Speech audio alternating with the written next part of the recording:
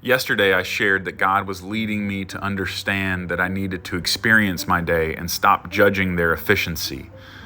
There are no coincidences. God led me to this book right after. We began with just these 2 words of the poetic prayer of the sons of Korah. Be still. That seems simple enough, right?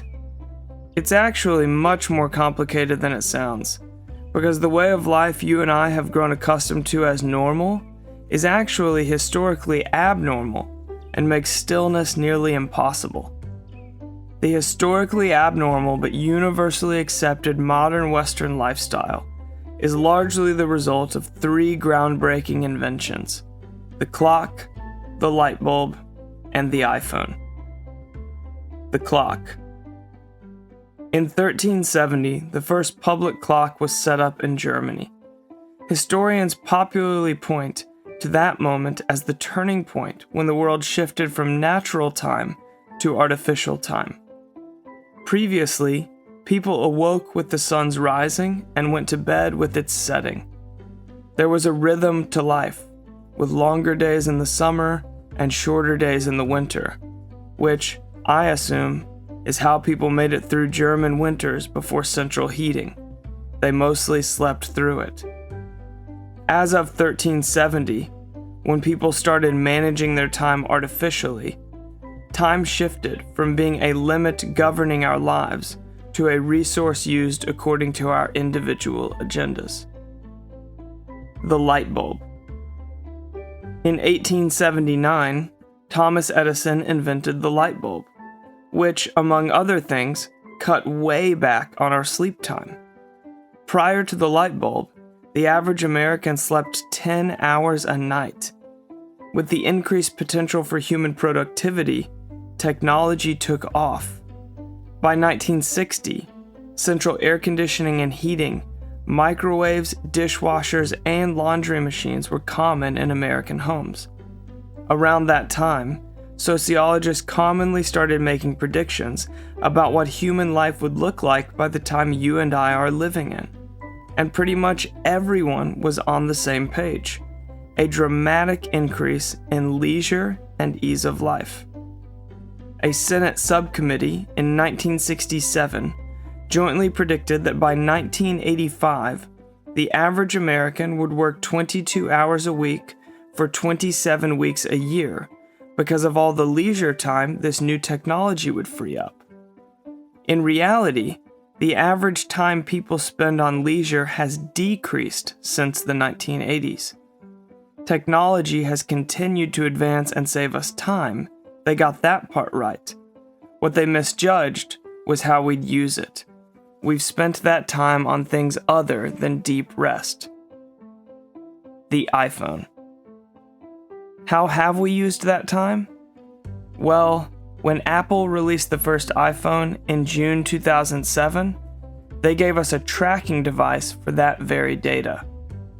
A 2016 study found that the average iPhone user touches their phone 2,617 times a day, staring at their phone screen for 2.5 hours over 76 sessions. A more recent 2019 study discovered that in just 3 years, the figure had more than doubled to over 5 hours a day.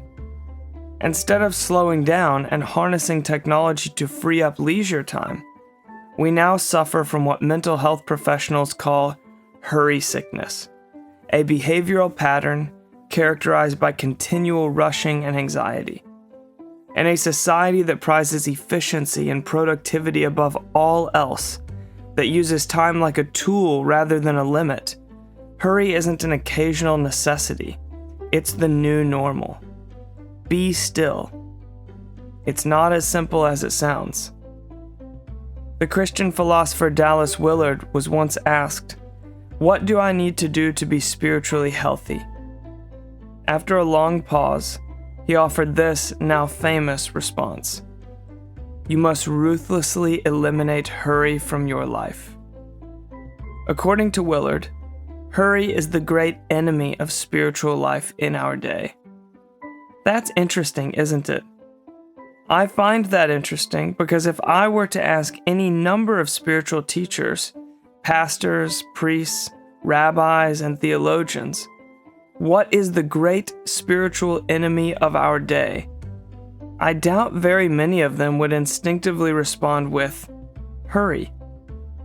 Michael Zigarelli of Messiah University did a 5-year study of 20,000 Christians in the United States and identified busyness as the number one distraction from life with God. He summarized his own research with this great conclusion. It may be that 1. Christians are assimilating to a culture of busyness, hurry, and overload, which leads to 2. God becoming more marginalized in Christians' lives, which leads to 3. A deteriorating relationship with God, which leads to 4. Christians becoming even more vulnerable to adopting secular assumptions about how to live, which leads to 5. More conformity to a culture of busyness, hurry, and overload, and the cycle begins again. Does that sound familiar to you? When I read these words, I felt like Zigarelli had been watching me on a hidden camera. He goes on to conclude that, statistically, the most common professions to get caught in this vicious cycle are doctors, lawyers, and, wait for it, pastors. Not the pastor writing these words, of course. Other, less mature pastors. Carl Jung, the Swiss psychiatrist whose research is the basis of the Myers-Briggs personality test, put it bluntly. Hurry is not of the devil, it is the devil. The modern sage Richard Foster writes, in contemporary society, our adversary, a biblical title for the devil, majors in 3 things: noise, hurry, and crowds. If he can keep us engaged in muchness and manyness, he will rest satisfied. A journalist once asked theologian Thomas Merton to diagnose the leading spiritual disease of our time. Merton gave a one-word answer: efficiency. Time to stop judging our days by how efficient we're being, and it's time to start experiencing the living God that is present right now. Make sure to check out this book by Tyler Staton, Praying Like Monks and Living Like Fools. It's really helped me, and you can find it on Amazon. Don't forget to ring them bells, y'all.